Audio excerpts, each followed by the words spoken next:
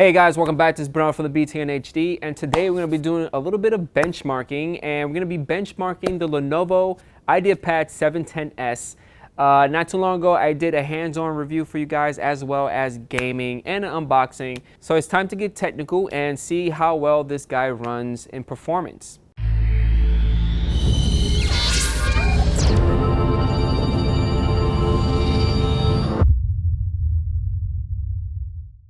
Okay, for my first test with the Ideapad 710S from Lenovo, I ran PC Mark, and for PC Mark I ran a battery test. Now the battery test was great. It lasts about 5 hours. Now you're able to push this a little bit more. I would say this laptop is capable of handling maybe 7 hours or maybe 8 hours, but it really depends on how you guys are using the laptop. The way that PC Mark used the program was doing a lot of video editing, photo editing, video chatting, and it just constant cycles until it completely died. And it died in 5 hours and 19 minutes. Now for our next test, we have multi-processing. I have Handbrake and I have iTunes.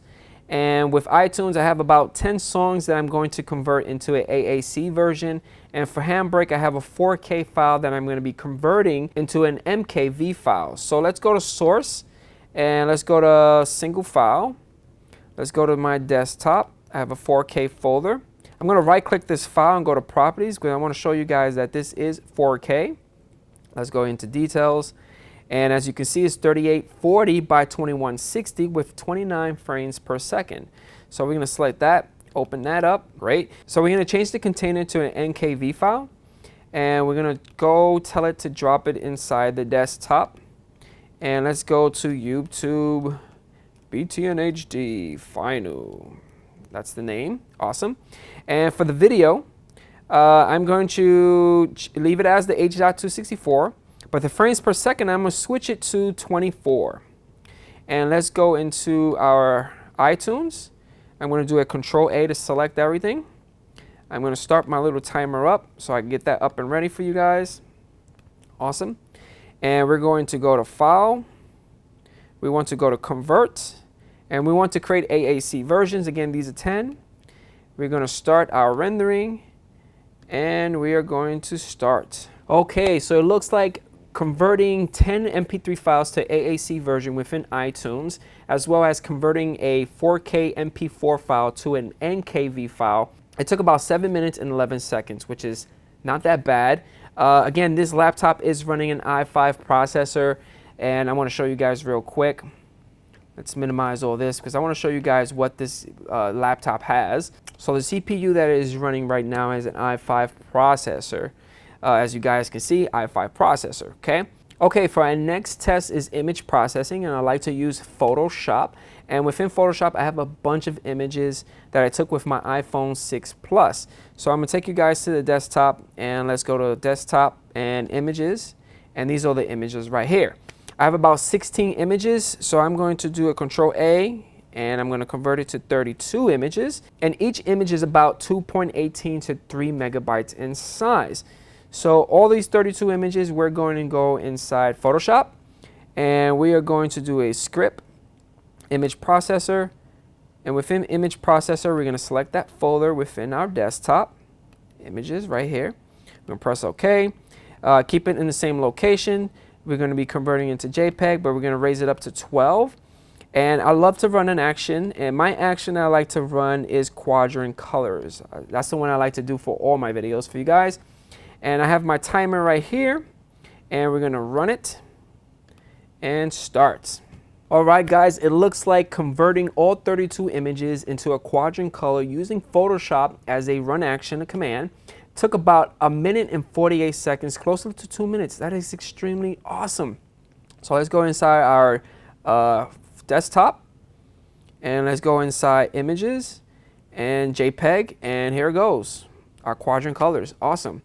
That's pretty good for 32 images, and they're roughly between 2 to 3 megabytes in size.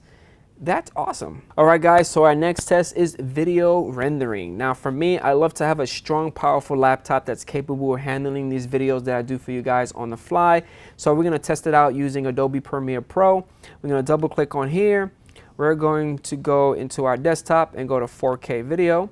And we're going to use that same file that we used within Handbrake, and we're going to open it up. I'm going to switch the view to detail, and I want to show you guys that this is the 4K running 30 frames per second. Awesome. And I'm going to right click on this guy right here and create a new sequence. It's only about 1 minute and 46 seconds, which is not that long. We're going to do a file. We're going to do an export media. And I'm going to switch the format to a H.264. Now for the media source, I'm going to do a YouTube HD 1080p 23 frames per second, or 24 frames per second. And we're going to actually drop this to the desktop. And we're going to call it Render Me. Awesome. I'm going to switch the VBR pass to 1.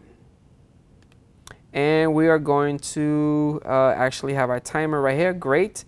And we're going to export and start our timer. All right, guys, so it looks like our video processing has completed. Again, it was a 4K file, and we're converting it into a 1080p and also downgrading the frames per second to 24. And it took about 12 minutes. That's not bad. That's not that bad. Again, the video file was only about 1 minute long, and it's 4K. I can imagine a 1080p had been zooming in. I think the laptop handled it with no problem. Okay, for our very last benchmark test, I'm going to be running Sidebench R15. A lot of people like myself like to do 3D rendering, and we like to have a strong laptop to do that. So we're going to test it out using Sidebench R15. So I'm going to run the OpenGL. Okay, so the Sidebench OpenGL test has finished. It gave it about 19.45 frames per second. Out of the ranking, it topped 6, which is not that bad. You know, it's there, but it will actually get your renderings up and running, but not as quick as possible. So let's actually run the CPU test within Sidebench R15. Okay, so it looks like Sidebench R15 CPU test has completed, and it ranked our processor to the 8th, which is really low. So it looks like this guy running high intense rendering is not going to work with the CPU. All right, guys, so we've been using this laptop throughout the entire benchmark video. We did multi, video, 3D rendering, image processing. We did a lot of benchmarking on this guy. So how's the heat? So I have my nice infrared thermometer. I'm going to turn it to the side, put like a nice little tent mode. I'm going to take the thermometer and I'm going to shoot it. Do it one more time. So right now it is reading 97.3, which is not that bad. That's pretty awesome. Let's try here in the bottom. Right here in the bottom is about 86. But again, it's 97 here because this is where all that heat is just shooting out. How about the display? Display right here in the back is a little warm. So let's shoot it. 84.3. And how about the keyboard itself? Is the keyboard warm? Wow, the keyboard is around 98.4, and I feel it is really warm. The keyboard gets really warm. And that's it, guys, for our benchmarking the Lenovo Ideapad 710S. You guys saw it. We did a lot of benchmarking. It's up to you to decide whether or not you want to purchase this guy. Hopefully you guys enjoy the benchmarking video. Leave comments right below. Don't forget about hitting that like button. And make sure you guys subscribe to get the latest and greatest tips and tricks and hacks and geeky related topics at BTNHD. And I catch you guys on the next one. Peace out.